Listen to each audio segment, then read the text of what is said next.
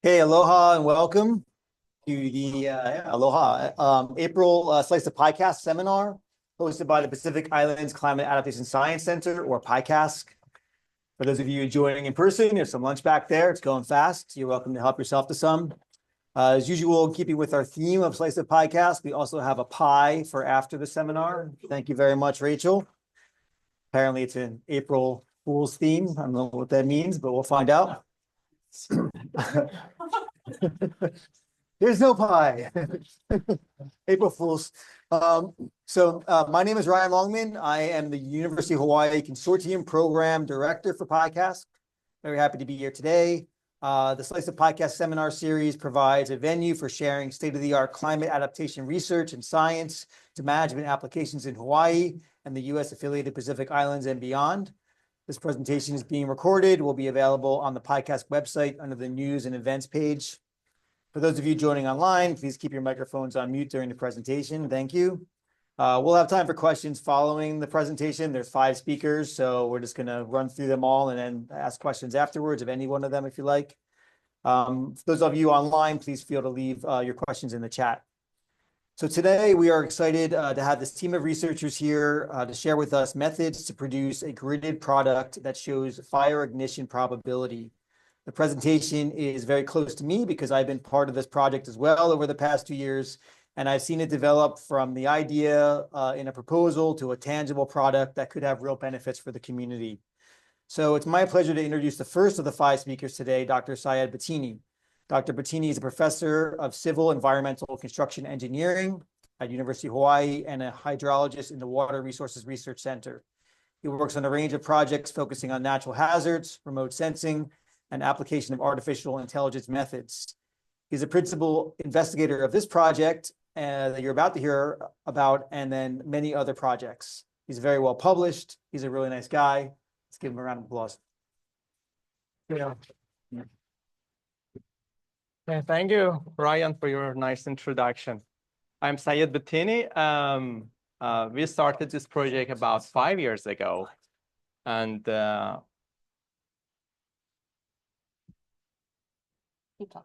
yeah, so we started this project about 5 years ago. Tom, Clay, and I wrote a proposal and submitted to HIEMA. And finally, it got funded by FEMA. So we have a large group of researchers in this project because it includes so many input data. Okay. So let's start with Trang, my PhD students. She developed AI models to relate input variables to fire ignition points. We received the fire ignition points from the Hawaii Wildfire Management Organization. Many thanks to them. The next product was delivered by Kerry Kodama. She produced the gridded air temperature and relative humidity over the state of Hawaii. Mario Lucas generated the gridded rainfall, daily rainfall data over the whole state of Hawaii, which is one of the input into the fire ignition maps. Saeed Janizadeh, my postdoc, developed vegetation density, or NDVI, from the MODIS satellite. Kerry Kodama and Jared McLean made the system operational. So right now it works, every day. So if you just, look it up on the HCDP, you see the wildfire ignition maps every day. So it's near real time. Clay Parker implemented outreach activities and, disseminated the results of this grant to broader audiences. Again, I, Clay, and Tom received the grant from the, HIEMA or FEMA. So this is the project which is almost done. The results are available on the Hawaiʻi Climate Data Portal. We just received another grant from the Hawaii State Legislature, and we are gonna, forecast wildfire ignition maps for 1 day ahead, 2 days ahead, and 3 days ahead. And the Dean of College of Engineering, Brandon Morioka, did a great work, to secure this grant for us. So many thanks to him. Okay. All right. Hi, everyone. So just a quick self-introduction before I jump into the actual product description. I'm Kerry Kodama, and I worked with this team for a while. My primary work is on the developing climate data products for the Hawaiʻi Climate Data Portal, which you'll hear more about as we kind of do a summarizing at the very end of the talk. And I just recently got hired with Sea Grant as a climate and outreach specialist. So yeah, I'll just be going into how I developed the air temperature and relative humidity products. But first I want to preface this with the fact that before we even see a single ignition probability map, a lot of ingredients had to be developed before that could happen. And these include the two products I'm going over, and then Maddie, who's going to come up next, is going to talk about rainfall, the normalized difference vegetation index, or NDVI, and land cover. And all of these variables are their own product, and they all have distinct methods and challenges and different needs. So I just want to emphasize that in order to get the end product that we have, it was the result of many years of collaboration and teamwork and effort that came together to get this one product that will be useful, hopefully be useful to the community. So to kind of set up what problems we need to solve in order to get air temperature and relative humidity, overall, all the products that we talk about have to fit into a certain set of criteria. So namely having high spatial resolution of 250 meters, and we unify them all to the same grid so that they're consistent and can be interchanged with each other combined. They have to be available at a daily frequency in order for the ignition probabilities to be available daily.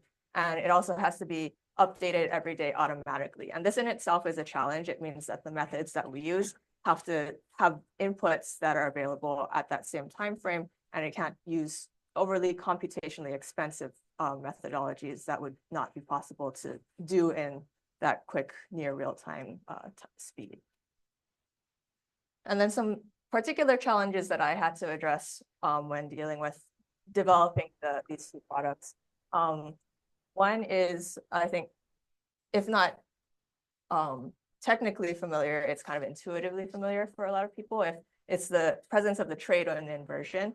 And so I think if you've flown inter-island, you've probably recognized it implicitly when you see the high peaks of the mountain poking out from the cloud line. It's because two air masses are essentially meeting. There's a cold, dry air mass coming from the upper atmosphere, and it's descending and meeting the rising warm, humid air mass from sea level. And when those two masses come together, it creates that cloud line as the clouds form but can't pass that inversion line. So the difficulty that this presents is that it creates two really different conditions above and below that line. And anytime you have a strong discontinuity, that just makes modeling any sort of variable really difficult. So the other challenge that I have to deal with is station scarcity. So the basis for a lot of these products is the weather observations that come in from different measurement stations around the state. And a lot of them measure different products. For example, rainfall is one of the most commonly measured. So there's going to be a lot of stations that are reporting rainfall. But on the other hand, temperature and humidity have much fewer observation locations compared to that. So that's a challenge that we're going to have to deal with, because anywhere that there are very few stations, that means that there's more missing information that we have to try and fill in. And so the methods have to accommodate for that. So just to go over very high level how I went through developing these maps. One thing we can take advantage of is the fact that temperature is continuous and it's reasonably linear, and it also doesn't change too much in Hawaii. I think we've all seen, you open your weather app on your phone and you see the forecast, and it's pretty much a straight line going across the board.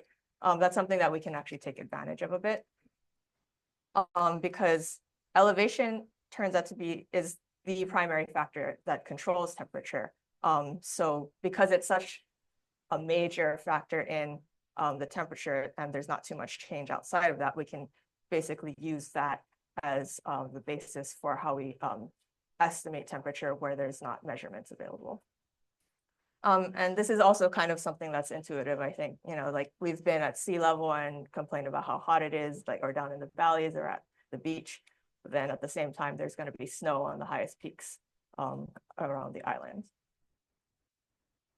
So taking advantage of this, we can essentially just use what's called linear regression, which we're basically just drawing a line between all of the temperature measurements for a given day and use elevation as the relationship that determines the trajectory of that line.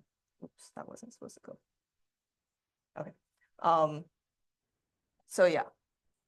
The issue is that, so essentially, anytime we know, anywhere we know the elevation, we can use that relationship to estimate what the temperature is at that point. That's really convenient because elevation is something that isn't really changing day to day. We're always going to have that information. So anytime we have the elevation, as long as we have that temperature relationship to it, we can estimate the temperature. But there's still that trade wind inversion that we have to deal with. So the solution to that is just add a second line. So it's a bit reductive to say that, but essentially we look at the relationship to temperature and elevation below the inversion and above, and then have two different relationships, and that is what determines the temperature above and below. And so doing that, we're able to every single day get a maximum value of temperature, minimum value of temperature, and that's up to date as of the previous day. So as soon as we have all of the information of the previous day, we can get the maps for the entire island. And then combining those two as an average, we can get the mean temperature. And this is beneficial because trying to do this for every single hour of the day and actually average all those 24 hours together to get a real mean temperature is a lot more difficult because of that station scarcity problem that we have to deal with. So this is really a convenient feature that we can take advantage of, and we can get a pretty good estimate of that mean temperature. So now moving on to relative humidity. This is a little more difficult because it's not so continuous or linear like temperature. But it turns out dew point temperature, which is related to relative humidity, can be modeled based on elevation in the same method. And you can see an example of the dew point and dew point temperature and elevation relationship in that plot. And you can see again the change in trajectory as you switch between the air masses. One other challenge that creates, though, is that we need concurrent air temperature to move between humidity, or the relative humidity, and the dew point temperature. And as I said before, it's a little difficult to get every single hour's worth of temperature. So the same problem is true of dew point. So how do we get around that? How do we get a daily value of what the dew point temperature is, and then thus a daily value of relative humidity? And the solution we chose to that was to just select one kind of representative hour that's most relevant to modeling fire weather and fire ignition probabilities. And we were advised to choose 1 p.m. by Clay Trowernick, who's the expert here. And so he said that was probably would be the most helpful. And that worked out really well because 1 p.m. air temperature is really highly correlated with the maximum air temperature.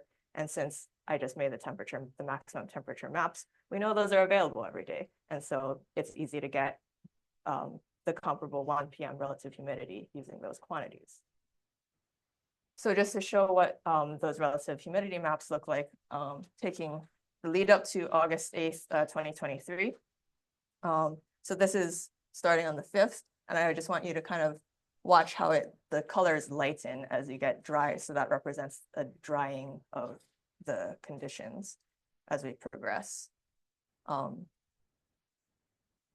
yeah, so you can see for the previous one, the upper air mass was really dry, but the lower areas were still reasonably humid, but then that dryness kind of spreads to the lower elevations until it gets pretty dry across all of the elevations. And that was the day where the fire occurred. So to kind of just summarize where we are right now. So what's next, Maddie is going to go over the rest of the ingredients and the ignition probability recipe. But then I also want to, again, emphasize the fact that the temperature and relative humidity are their own products too, and they have their own applications that are separate from the ignition probability, and they're free for everyone to use for their own purposes too. And so some of the existing applications that they're already being used for is Lucas Fortini at USGS has developed an avian malaria model to kind of show the vectors of where the vulnerabilities are for the transmission. And then Sherelle Hugh on our team has developed a Hawaii Rangeland Information Portal, which uses the rainfall and temperature data to provide information for ranchers that are kind of from an almanac, combining an almanac perspective with the up-to-date climate data that we're providing, so that they can kind of make decisions about their harvest and their planting schedules. And then there's also site-specific climate portfolios created by Derek Ford on our team. And those are essentially a comprehensive, readable document of climate information about a specific area that you want to know about. And they're custom created for that area. So these are just some of the applications that these products can already be used for. And you can find it on, here's the link to the climate data portal that you can explore on. And if you were to go to the visualization tool, the historical temperature and relative humidity are on that tab over there. And there's also a QR code if you want to scan it right now. But moving on to the next slide, it's going to be Maddie. And so he's going to talk to you about rainfall. Hello, everyone. I am Matthew Lucas, and I'm a climate data analyst with the Water Resource Research Center, and I'm going to be talking to you about daily rainfall, NDVI, and fractional land cover, which is our land cover product we use for this. So going forward, as many of you know, rainfall in Hawaii is actually extremely difficult to do because we have such small rainfall gradients. In this map that Tom was a part of, creating in 2013, you can see there's 10,000 millimeters of rainfall, relatively adjacent to less than 200 millimeters of rainfall. And this is mostly because of influence of trade wind and trade wind inversion and orthographic rainfall patterns. So because of our steep landscapes and because of our trade winds, we actually have these really steep gradients, which we are experiencing here, even in Manoa Valley. So, the group that I work with is made lots of rainfall maps, and we have high quality mean monthly maps going back a while, and these mean maps are really quintessential for this whole effort. And because of this, we can actually build off this and start to model it temporally. So past rainfall efforts, Abby Fraser did a monthly time series going back to 1920 and ended in 2014. I redid that series going back to 1990 and to current. So that's a historical automated, that's the automated product that's on the HCDP now. Also, Ryan Longman, in a past life, he did historical daily rainfall maps from 1990 to 2014. And so we're building on this effort. This isn't the first time we've done this. So how do we actually make a daily rainfall map? Well, we use climate-aided interpolation. Essentially, we have a bunch of stations, and we have their values for a particular day. This is April 22nd, 2005. And so we have our mean rainfall map for that day. So this is the monthly map divided by the number of days. This is how much rain we would expect every day in April. And then we have the values at all of our station locations. So that's the mean rainfall values for all the station locations. We can then take the value that we observed and divide it by the value that we expected, and we can get an anomaly. So this is a fractional anomaly. When we take those two things along with a latitude and longitude, and we put them into a kriging model, we can get a variogram. And with that variogram, we can then make a fractional anomaly map that goes across our whole space. So this is now the proportion of mean rainfall that we expected. When we take that fractional anomaly map and our climate template, we multiply them, we get our final daily rainfall map. So this is how we incorporate the knowledge of the climate map with the observations of the station data. So that works pretty well when your daily map kind of has a similar pattern to your mean map, but there was supposed to be another map that showed up here, but what happens when it doesn't? And this is kind of a case right here. So this was just the same exact process I said, and we got something happened in the kriging that's really, really strange. We got these really high values, and the station values aren't really matching the map, and the map is just completely nothing. So we tried something here where we actually added a constant to the mean map. We added 1, nothing really happened with this map. We added 10, and the map started to actually look pretty good, and the validation data actually started to make sense. we added 100, and it made another map that's still pretty reasonable. We added 1,000 and so on, and this map is also still pretty reasonable. So we have all these maps, but which one do we actually use? Well, we can actually use the leave one out cross-validation data. So where we repeat this process for every station in the domain and get air metrics from that. And from that, the best map for this particular day was actually the adding 10, where the RMSE of 1.45 and R squared of 0.38. So that's basically the process we did.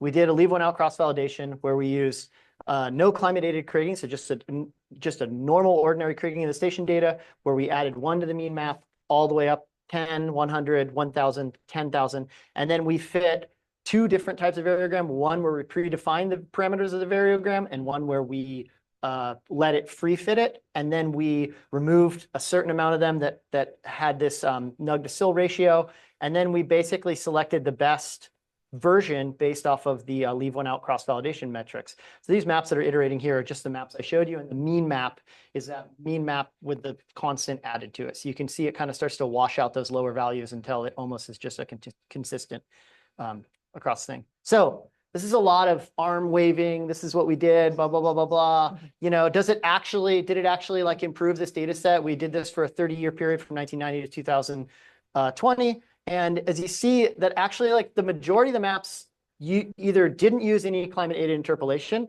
or they just used the full strength climate aided interpolation. But there's plenty of maps that this actually was the best case scenario. And the fact that we can iterate this on a daily basis where we say today benefits from climate aided interpolation at this strength and this day doesn't is actually allows us to optimize that. And so, you know, this is that map that I was meaning to show earlier. This is a completely opposite rainfall pattern. And as we can see that this one really benefited from doing this kind of approach here where you can now have a pattern that is completely opposite to the expected rainfall pattern. So going back to Ryan's past effort, you know, he did this from 1990 to 2014. And, you know, the metric I'm showing here is the R squared in his validation data of 0.68. So, you know, for my data set from 1990 to 2019, I did that too. I did something way more complicated, but I basically got that same thing. But, you know, we actually had more years of data here. We had 5 more years of data. So in reality, to get rid of the last 5 years of data, if we do the validation, I actually got an R squared of 0.71. So we did improve on that when we're comparing apples to apples, those two things. We did improve on that, and that's really great. And we also got a standard air map out of this process. So going forward, right now there's over 51,000 county maps and counting every day. We're adding that. This is just going through 2019. As you can see now, we have a time series of daily maps, which is really, really great. And this is also available on the HCDP portal. So this is actually yesterday's map, or the day before yesterday's map, because that's when I made this. And you can see if we select a location, you can actually get a time series going back 30 years of all the rainfall values. So this is really what helps us leverage it into the type of application we're talking about today. So moving on to NDVI, just real quickly, we use the MODIS sensor. And so it takes a global coverage every 1 to 2 days. There's 2 satellites. We mainly use the Terra satellite. It was launched in 1999 and 2002. And it's really good for monitoring environmental change and natural hazards, and it's long-term consistent data record. What we did is we calculated NDVI. NDVI is normalized difference vegetation index. And so it basically uses the measurement of red to near infrared and a ratio of that to essentially quantify a single number that is representative of plant health. So whether a plant is stressed or dry or green and actively vegetating really well. So that's kind of what we use for this, for the ignition thing. And when we did this workflow in Google Earth Engine, and essentially we wrote a Python API code that connects to a Google Earth Engine API. It defines a region of interest within Hawaii. It fetches the most recent 16 days, masks out clouds, calculates NDVI, calculates a focal mean from space and time, and then exports the processed image. And so that actually looks like this. So again, we get another time series going back to 2000 to about the year 2000, and you can see these NDVI fluxes. This is a very fire-prone area in western part of Hawaii Island, and you can see these green up and brown down events going through time. So this is also very helpful with the ignition modeling. So Hawaii land cover. This is a pretty standard land cover map. I think that this is a land fire map, But essentially, the thing about, there's a lot of land cover products for Hawaii. So there's land fire, there's CCAP, there's the National Land Cover Database, the National Gap Analysis, but there's lots of problems with these. There is a limited temporal snapshot on each one of these. The cover is discrete, usually class types, and the classes can be subjected for intended use. So it also can miss gradual change over time and can be out of date. So what we're using is this Hawaii fractional land cover, and essentially what we did is for every 30-meter pixel, there is a sub-pixel value of the percent forest, grass, and bare earth. And so you can see for every pixel you have, you could get information like this pixel is 10, 55, 35%. And what it looks like overlaid on top of a high resolution image, you can see that these values kind of vary across different land cover types. So this is actually really good for being more sensitive to land cover change and also for mixed pixels, which we have a lot of in Hawaii. So how did we do this? We used Google Earth Engine. We took raw images of Landsat 7. We created cloud-free 3-month spectral mean composites. We spectrally unmixed those into grass, bare earth, and forest. And then we took the annual mosaic of the highest grass pixel, that was all validated to be the best choice, to make an annual estimate. And then this created an annual fractional land cover time series going from 1999 to 2020. And again, this used Landsat 7 and also Landsat 8 as we extended this to 2020. So just a real quick overview. We have rainfall, NDVI, fractional land cover time series. 2 of the 3 are available on the Hawaiʻi Climate Data Portal. Those are 250-meter resolution, and they're producing real time. The fractional land cover is currently not available on the Hawaiʻi Climate Data Portal, although that's hoping to make that happen this year. And it's 30-meter or 250-meter upsampled, which is, I think, what Trang did for this. And we're hoping to make that real time too. We're sources for that. So just as a plug for the Hawaiʻi Climate Data Portal, you go to the website and you press this button here and you can get to the data, and there's the link. And just real quickly to bring it all back, I had to put a fire triangle in here. But this fire triangle is for like fire regimes. So there's several fire triangles for different time scales and different space. This one's more fire regimes. So if we look at the climate side of this, you could look at relative humidity and temperature as current conditions. And you could look at rainfall as your antecedent and current moisture availability. And for the land cover, we call that fuel structure or even fuel sensitivity to kinds of moisture. And the NDVI is the fuel's condition. And so with all of these variables, we hopefully can get a better understanding of ignition probability or fire risk across the landscape. And so with that, I will pass it off to you.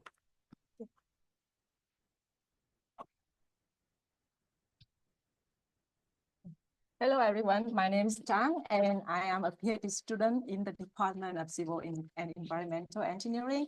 And I am very excited to present you our research on developing a near real-time wildfire ignition system on Hawaii.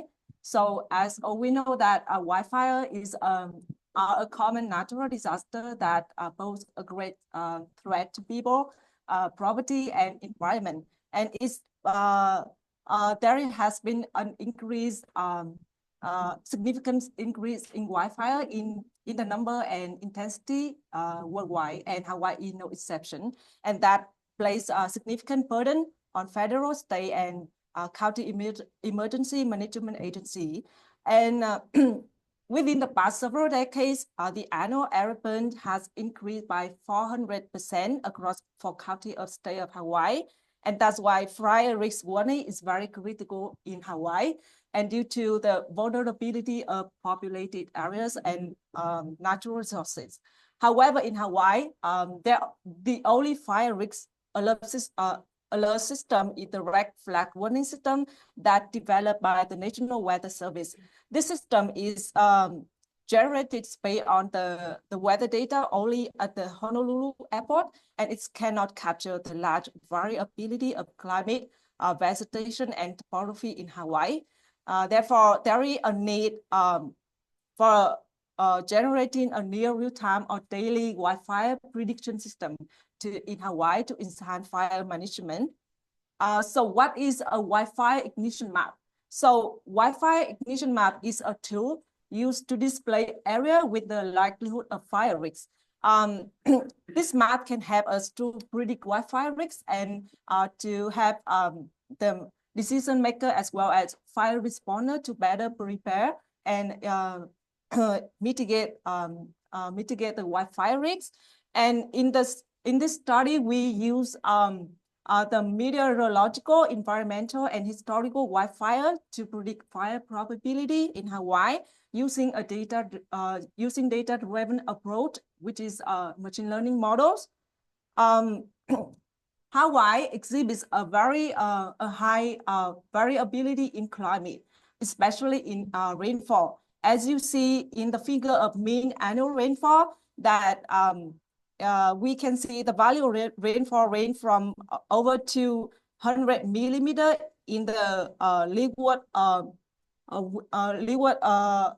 area up to over 6,000 millimeter in the millimeter per year in the upward region of the across Hawaiian Islands. And we can see the similar situation in relative humidity, air temperature, and NDVI here.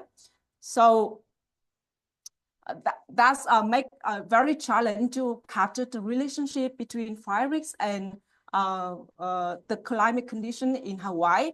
That's why we want to generate wildfire ignition map in the 4 counties of Hawaii. And here the red column represent our historical wildfire data from 2002 to 2019. So for the methodology, we use thanks to the availability of daily weather data like maximum temperature, precipitation, and so on. We can now have opportunity to combine all of these products with historical wildfire to generate a wildfire ignition map to focus on significant wildfire event. The wildfire exceeding 8 acres were considered in this study. It means that we have 276 wildfire ignition points in Honolulu, 173 in Hawaii County, 142 in Maui, and 78 in Kauai counties from 2002 to 2019. So to make sure that the data balance, we create an equal number of ignition points in the areas that make sure that the area is free of wildfire. It means that we have the same number of wildfire and non-wildfire in each county in Hawaii. So wildfire then, in other words, the pixel with wildfire greater than 8 acres will be encoded as 1. Meanwhile, the pixel have fires smaller than 8 acres or non-fire will encode it as 0.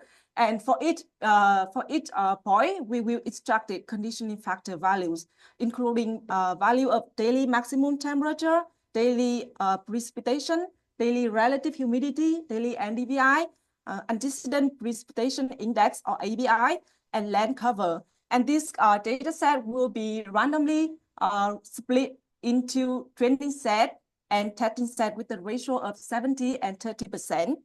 Then random forest will be utilized to predict wildfire probability for a given day using conditioning factors from the previous day.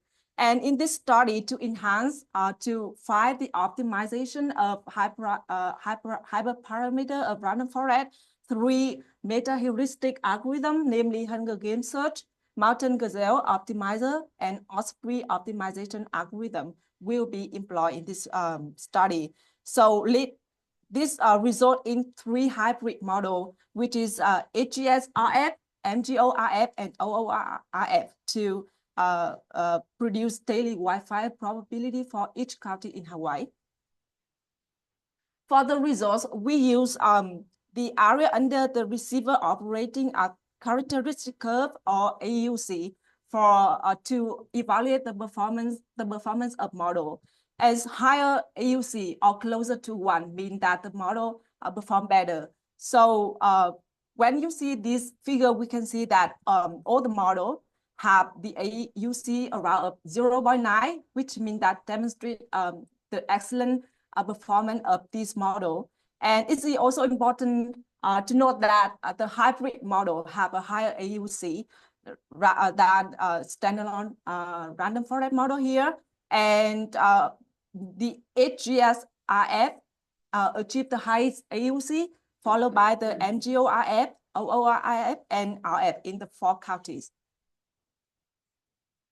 However, a single metric like AUC doesn't tell us the whole picture, so we need to plot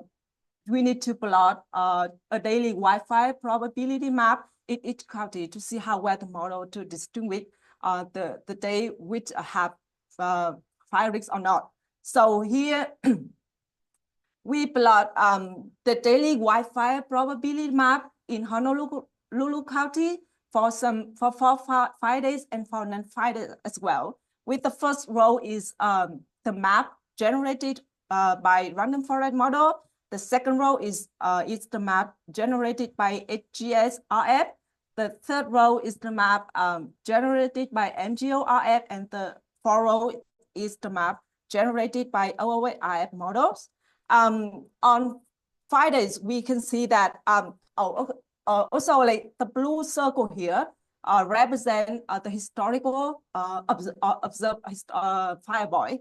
So on 5 days, we can see that most historical wildfire boys coincide with the predicted high probability areas, and the high probability are primarily found in the southwestern region and central area that is represented by a red pixel here.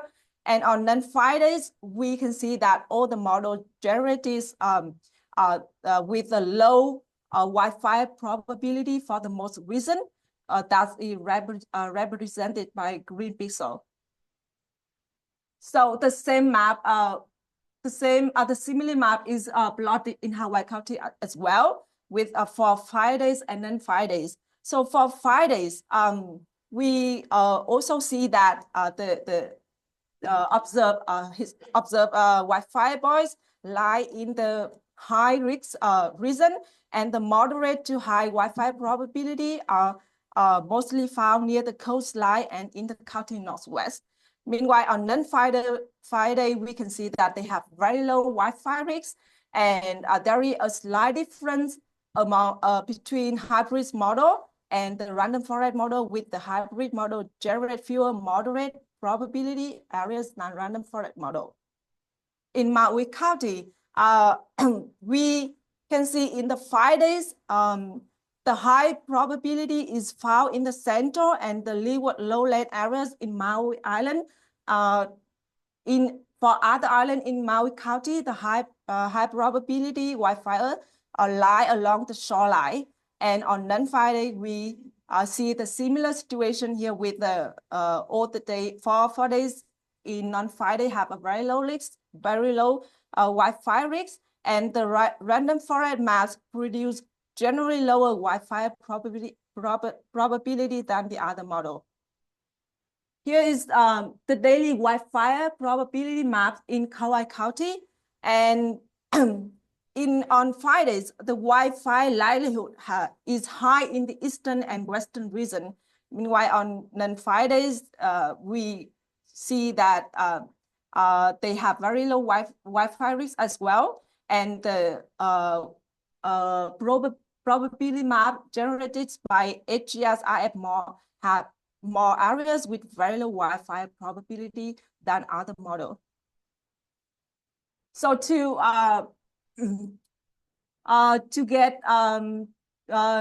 determine which variable is the more impact on wildfire risk, we use sharp summary plot to see how much each variable contribute to wildfire. And here we can see that, for example, in Honolulu County, the top three important variable is tree fraction cover, ABI, and part fractional cover. And meanwhile, in Hawaii, the top 3 variable is that maximum temperature, grass fractional cover, and tree fractional cover. And in 4 counties, we can conclude that the most influential variables in API are antecedent precipitation index, land cover, and maximum temperature. And this finding is considered with other findings as well, with land cover data contribute significantly to wildfire prediction. It can explain that because we can see tree fractional. If the reason we have more tree fractional cover is maybe can sometimes act as a barrier and reduce the fire spread. Or in the reason we have high bare fractional cover, it means that it can really reduce the wildfire risk because we don't have any, we have dry or no vegetation in this region as well. So from this study, we have some conclusion as follow.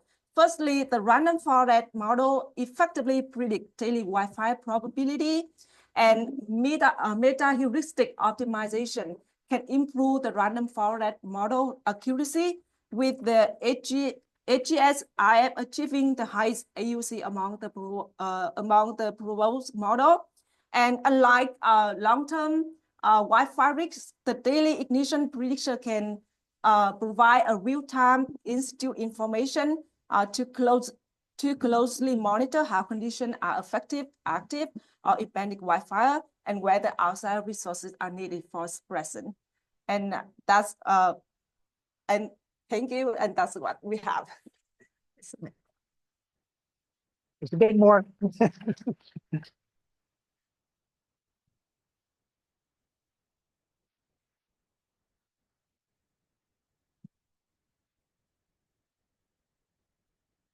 Thank you. Aloha, I'm Tom Gianmaluca. I'm just going to try to wrap up here and talk about kind of the background of this. A lot of this has already been brought up by the prior speakers. But the point I'd like to make here is that this wildfire risk product is built on a foundation of digital maps in the Hawaiʻi Climate Data Portal. I think you've probably already gotten that by now, but I just want to delve into that a bit more. And so this is what it looks like when you go to the Hawaiʻi Climate Data Portal, and you can go there and see all these different data products. And really what this wildfire product represents is a culmination of the vision that we had when we started this. We really thought that this would be the foundation that many, many applications could be built on. And this wildfire product is a great example, but not the only example. So we put together various meteorological variables, and I have some of them here. But it would also include antecedent precipitation and land cover to make the wildfire ignition probability map. You've already seen all the details on that, but that's not the only thing we have in mind. We could take those meteorological surfaces, products that we already have, and we're continuing to build others. For example, we're working towards a net radiation product, which actually involves 4 different layers: solar radiation, reflected radiation, and incoming and outgoing long wave radiation. Combining that together, we can then have use that to model evapotranspiration.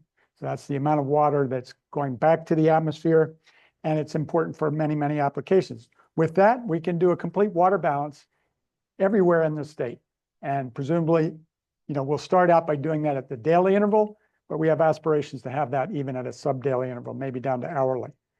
That produces things like soil moisture and groundwater recharge and many, many other things. And I'm just going to put a list up here. I'm not going to read through all of them, but this is a partial list of the products you could envision coming out of a statewide water balance, automatically updated in real time. So let's go back to the ignition probability. This is August 8th, 2023. And we didn't have this product available at that time, but if we had, it would have been clear that it was a day to expect fires, right? And you can see those red areas, we're not just in West Maui and Kula, but in many other parts of the state. This is where the Maui fires occurred. And you see it does correspond to what was suggested by the probability map. But wind played a really important role in the ignition and the spread of these fires. That's not something that's in our ignition probability model at this time. And we are working towards having in the HCDP. In fact, we're bring that into future wildfire models. But I'm sorry that the color contrast is not so good there. But you can see on August 8th, this is West Maui, there were no real-time wind observations available in the whole of West Maui on that day. So we knew it was windy, and people knew it was windy, but we really didn't know the details of how bad it was. It was very windy. So this brings us to a topic I'd like to close on, which is the value and importance of having a good network of weather stations. You've seen that mentioned several times by the prior speakers, that everything, all those meteorological services are founded on good data. And we have many networks out there that produce data that we use. But we have embarked on a project to really fill in the gaps and provide data everywhere it's needed for all the variables that are needed. And that is what we call the Hawaii Mesonet. So it's 100+ stations, all measuring a full suite of variables, located where they need to be located, and transmitting the data to us, basically live. And so this is what our stations look like. And they measure variables above the ground, kind of standard weather variables, also measure net radiation, which is not really a standard variable, but is very important because it drives processes like evapotranspiration. We also measure things below ground, including soil moisture, which has obviously many applications. And these are all the 21 variables that we do measure. All the sensors are scanned at every 1 second, and variables are, averages or statistics are recorded every 5 minutes, and we collect that data every 15 minutes. So we're always very up to date on what's going on everywhere. We do plan to add sensors that are specifically for fire weather, which are the fuel temperature and fuel humidity sensors. We've already added one to our Lahaina station. We plan to add them to all the dry area stations, all the kind of fire-prone stations that are in fire-prone areas. We've so far installed 64 stations on 5 islands, and we plan to get the complete 100+ stations done as soon as we can. I'm always saying a year from now, I expect to be done. I've been saying that for a while, but we remain optimistic. And once we get over some permitting and landowner agreement hurdles, I think we'll finish up pretty quickly. So that's where we are with that. I just will mention that one of our stations is in Lahaina. Unfortunately, we installed it a little over a month after the fires, but this was in response to the fires. So we have a station in there. That station is also equipped with a SAGE node, which is an AI-equipped sensing platform with cameras and air quality sensor, and it is able to run AI on the site to, we hope, help to detect fires in the future. Just mention one last thing, and that is that this costs money. So those of you that have any influence on the processes at the state level, we are looking at, we're getting about 40% of what we need, we think, to maintain the system and take care of the data in the future from the National Mesonet Program, which is a NOAA program, so also advocate for NOAA. And we expect to get, or we hope to get, around 60% of what we need from the state. So we're going to the state legislature for that. So that's it. Thank you. All right, so we do have a little time left. There's questions in the audience, and for our folks online, if you have some questions, you can put them in the chat, and Brad will let us know if something comes in. And I guess we can go to the audience first if anyone has questions for anybody on the team. Yeah, let me get your mic. Let me get your mic. Regarding the Mesonet, if you lose the National Mesonet funding, how would you prioritize the remaining 60%, like toward existing station longevity or new stations in, or how would you do that? Yeah, we would prioritize keeping what we have in the field running and keeping the data quality as high as possible. So we would, scale back to a more of a shoestring budget, and then, but continue to work to find other sources of funding. So we're kind of going, all possible sources now, but our main sources are NOAA and state legislature. But we would look to the counties, for example, to the water utilities, county water utilities, and and to private sources and maybe other federal sources. depending on the situation. Would you go after like private sources too, like, you know, for instance, Mark Benioff? I'm just throwing that example Sure. out there, but Yeah, well, I didn't know if Yeah. there was a restriction on. who you not can that get. I don't know of any reason why we couldn't do that, you know, so we would seek all sources, yeah. Car washes, you know, quick bake sales. Oh, chief. Yeah. Okay, we have a few online. Okay, yeah, let's do it. Sure. Yeah, I had a question that maybe combines some of what, Tom, you were just saying about the potential for the fuel temp and fuel humidity products, and also maybe the like land cover and NDVI work.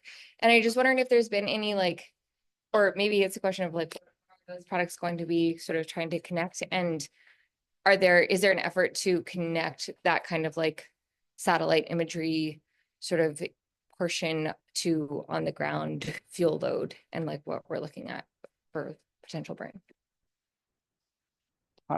I'll take a crack at that. I would say this is a good chance to say that we are universities, mostly university scientists. And the real motivation for us is to provide the basis for doing research. So that's a good example of the kind of research we would love to do.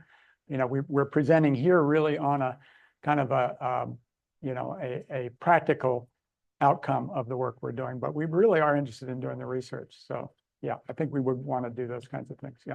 I was just gonna say that there's been work done with MODIS. Sorry. There's been work done with MODIS and correlating it to large grass fuel loads and Western Oahu. Lisa Ellsworth's work from like 2012, I think, was mostly doing that kind of stuff. So that stuff has actually been proven kind of concept. I think our bigger concern right now with NDVI is actually that the MODIS, sounds like the MODIS sensor itself has outlived its mission and it's starting to wobble a bit. So we're probably gonna have to switch to VIIRS or another sensor. But we've also been talking about, now that we're able to tap into using Google Earth Engine and large data is not really like a problem with that, that maybe we can make even a higher resolution, some sort of near daily NDVI product. Clouds are an issue, something like that. So yeah, there's stuff in the work. We also just had a meeting today with a group out of University of California, San Diego, that actually does a really good job compiling all this data together and making it available to people who want to do action on the ground. And so kind of pushing it more in that direction, I think is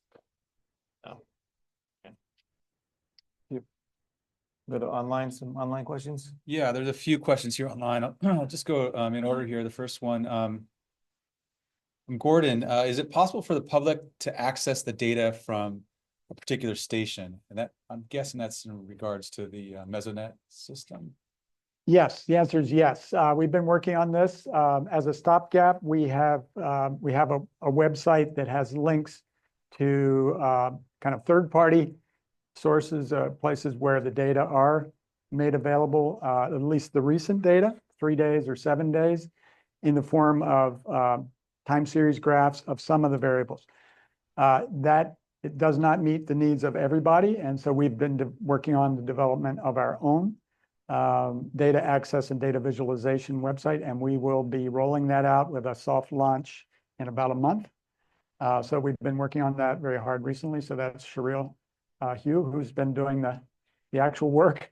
And so we're really excited to be able to roll that out soon. But in the meantime, we do have a web page, and we can make that available, I guess, to everybody that has links to places you can see the data for each station. There's links on it. Yeah, you can find it from the HCDP website. So look for Hawaii Mesonet and look for data access button from the Hawaii Mesonet page.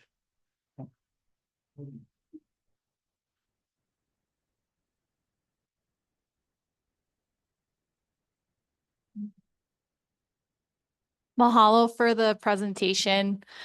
I have a naive question. I don't even know how to ask it.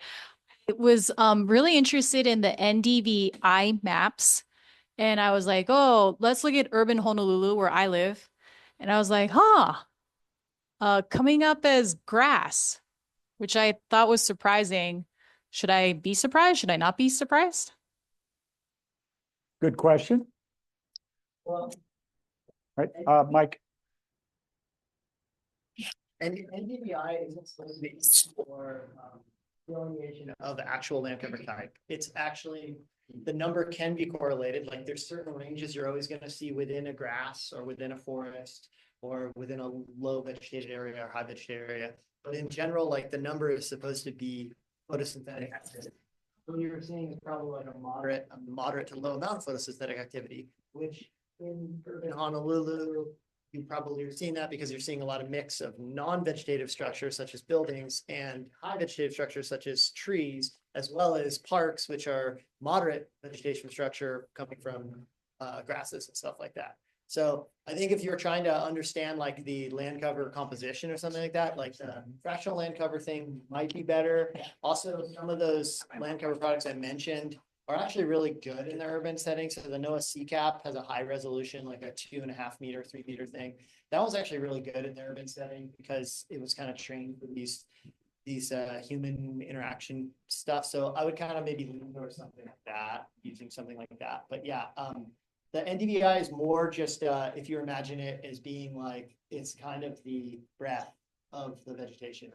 It's photosynthesizing, it's cyanescing going down, no moisture, it's photosynthesizing, right? So it's that fall green up after a summer drought. It's that summer dry down after, a spring period of rainfall or something like that. That's kind of the way to kind of think about it. So, yeah. And it's also used a lot for agriculture in that context, for like when is a crop actually putting on vegetative mass, and when is it done doing that, right? So that's kind of where it's been studied the most. So Thanks, Matt. yeah. Cook, more in line before we close here. Yeah, I'm going to combine a couple questions here just for time because I think they're kind of related. It's about action that's being taken or could be taken with this data. Does the Manoa Fire Department keep in contact with your offices to predict wildfires? It would seem like a prudent thing to do to keep the public safe. Similarly, and maybe at a broader scale, is your organization partnering with HWMO, Hawaii Wildfire Management Organization? Yeah. I'm going to redirect that question to Clay Charnick. Yeah, real quick. This product plan really for this product would be to looking at ways it can inform the red flag warning, some systems like that, as far as direct interactions with individual fire departments. Manoa Fire Department, for example, is not responding to brush fires. On occasion, they will. But this is something that actually needs to be part of a bigger discussion, and this would definitely be involving Hawaii Wildfire Management Organization, and that is how do you structure operational response to products like this, right? So this is just like the bare bones basics of like, it's an ignition probability. What do we do with that? And then this is really when it comes into, okay, what would be the operational response by fire departments or by emergency management authorities in terms of how they respond to this new information? Well, there's more, but looks like we're close to time. We can pass along any questions that are online that didn't get answered to the group, and they can email you back. That'd be great. Yeah, if you could drop an email in the chat or something, or we can just hunt people down. Okay, Rachel's got all that, so we can do that. So I want to thank everybody we had a great online presence today. We have a great in-person presence. I want to thank you for being here. I want to remind everybody that our last Slice of PI-CASC seminar will be on Tuesday, May 6th at noon. It's going to be Ashley McEwen. Her talk's titled Ecological Traits Predict Nutritional Traits in Complex Agroforestry Systems. And if anybody here has a recommendation, we are putting together our next year's series lineup of talks. So if you got some ideas or something you want to present on, you can pitch it to us. We'd be happy to hear from you. And I just want to thank everybody for being here. And I want to acknowledge our speakers one more time. Yeah. And there is pie. There is pie, but it's a surprise. Yeah. Sorry, you online people don't get to have it. Yeah, okay. Thank you for coming. Yeah, thank you, Syed. Yeah, great job.